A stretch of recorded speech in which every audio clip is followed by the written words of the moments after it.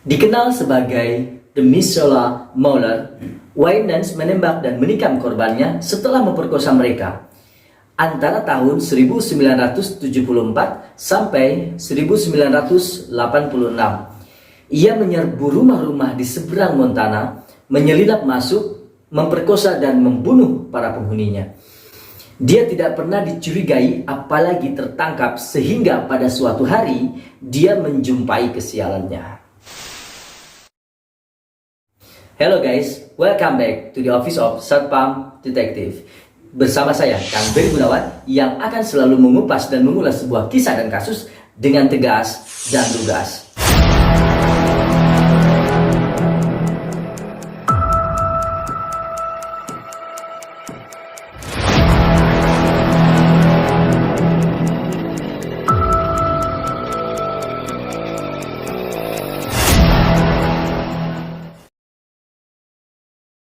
Oke guys, di kesempatan video kali ini kita akan membahas sebuah kasus yang dikenal dengan julukan The Missoula Mauler. Kasus serial killer yang meneror para penduduk di Missoula, Montana sekitar tahun 1974 hingga tahun 1986. Bagaimana kisah selengkapnya dan apakah ada motif tersembunyi dari aksi kekejamannya ini? Langsung saja kita cek ke kasusnya. The Missoula Mauler.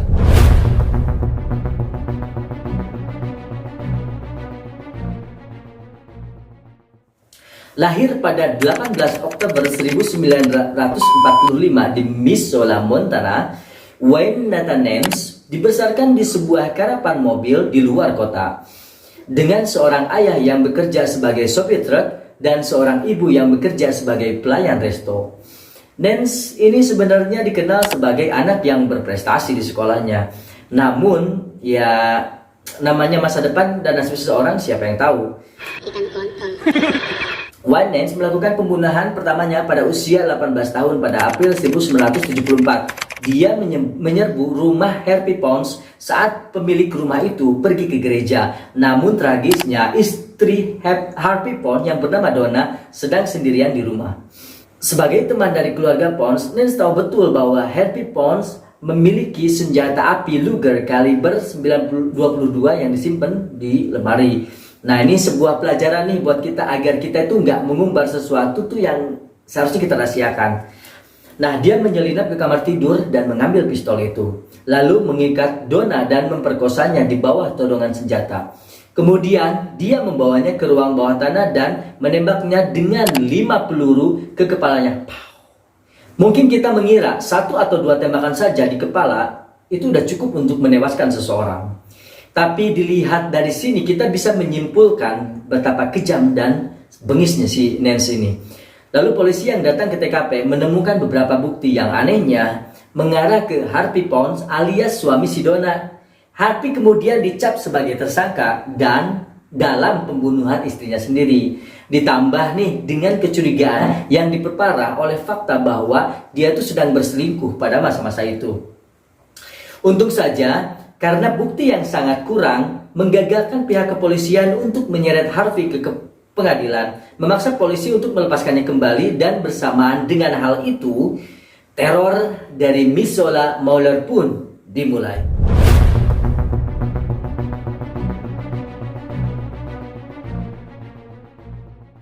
Semenjak lolos dari pembunuhan pertamanya, Wayne Nance terus melakukan pembunuhan sampai beberapa tahun ke depan.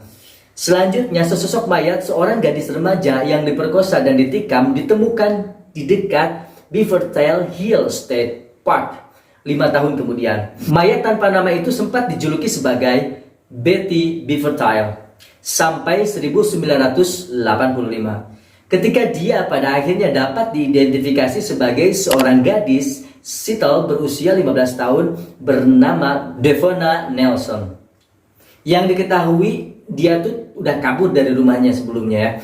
Kemudian pada tahun 1984, Marcella Bachman yang juga dikenal dengan panggilan Robin juga ditemukan meninggal dan dibuang di hutan di Missoula.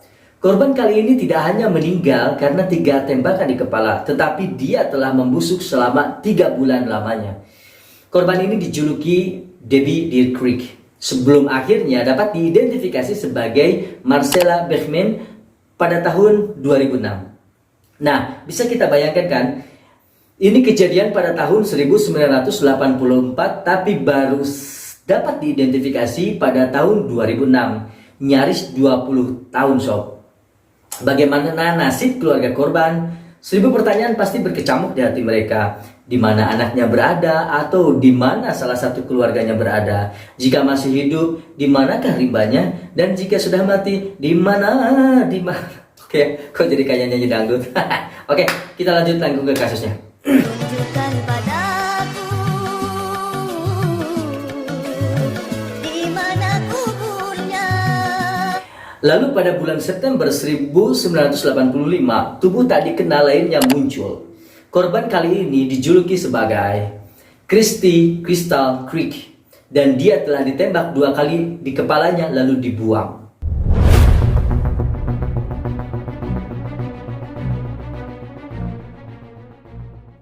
Pada tanggal 12 Desember 1985, sang pelaku White Nance nampaknya sudah kembali ke kegiatan invasi rumahnya.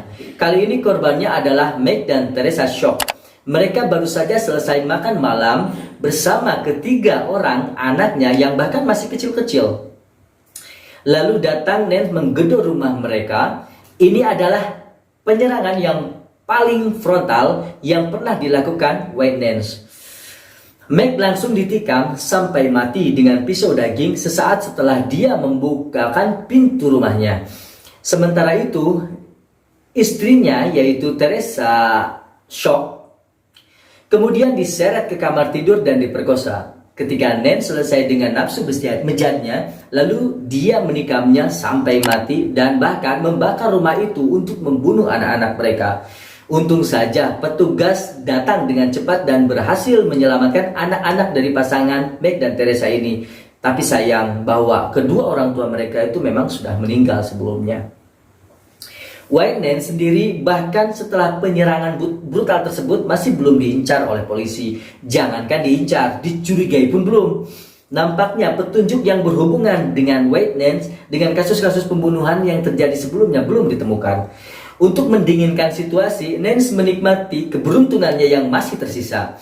Nance segera mendapat pekerjaan di Caroline's Furniture dan berniat bersembunyi di tempat terbuka. Selama beberapa waktu, dia menjalani kehidupan sebagai warga biasa. Sayangnya, wajah yang rupawan dengan kehidupan yang nyaman nampaknya sedikit mengganggu pikiran Nance. Dia takut tenggelam dalam kenormalan jika dia tidak segera kembali ke dunia gelap miliknya. Nah, ini nih pola pikir yang sangat terbalik ya dari para psikopat. Jadi kita tuh sebagai orang normal tuh susah buat ngikutin cara berpikir mereka. Dah lah. Sayangnya untuk White Nance, dia terpikat dengan Criswell, yaitu istri manajernya sendiri di tempat kerjanya itu.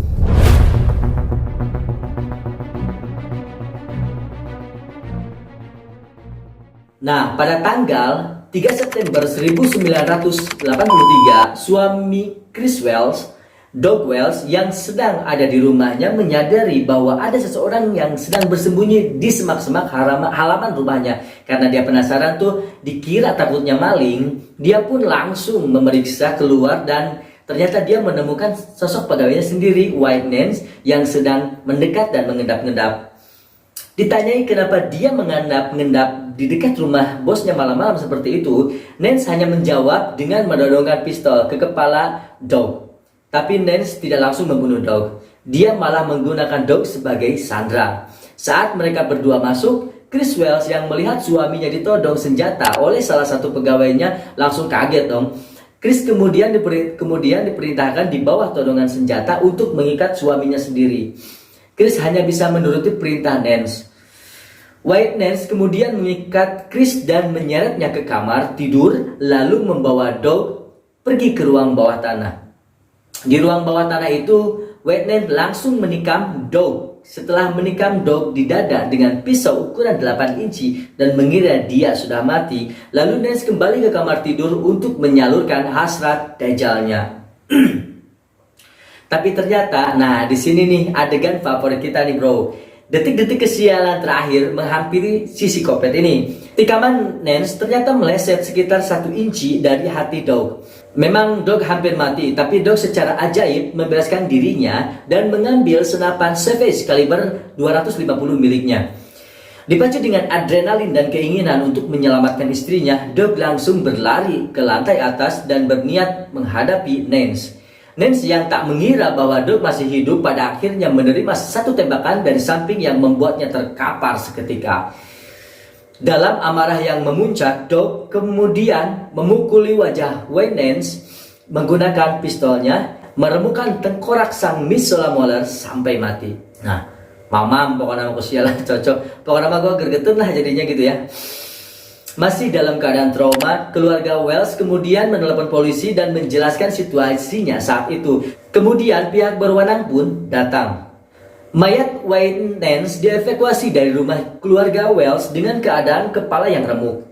Dan pada akhirnya kematian Wayne Nance memungkinkan pihak berwenang untuk menghubungkannya dengan rangkaian pembunuhan yang sudah terjadi sebelumnya atas tes DNA yang diambil dari sperma Wayne Nance. Pada Mei 2021, tes DNA modern juga membantu mengidentifikasi Christy Crystal Creek sebagai Janet Lee Lucas yang berusia 23 tahun. Tuh kan, ini yang tadi kejadian pembunuhannya tahun 1985 baru dapat diidentifikasi tahun kemarin yaitu 2021. Di sini kita menyadari kenapa pihak kepolisian selalu ingin menangkap para serial killer itu hidup-hidup agar para korban pembunuhan mereka dapat segera ditemukan dan diidentifikasi. Jadi nggak berlarut-larut tuh, bahkan sampai menjadi misteri.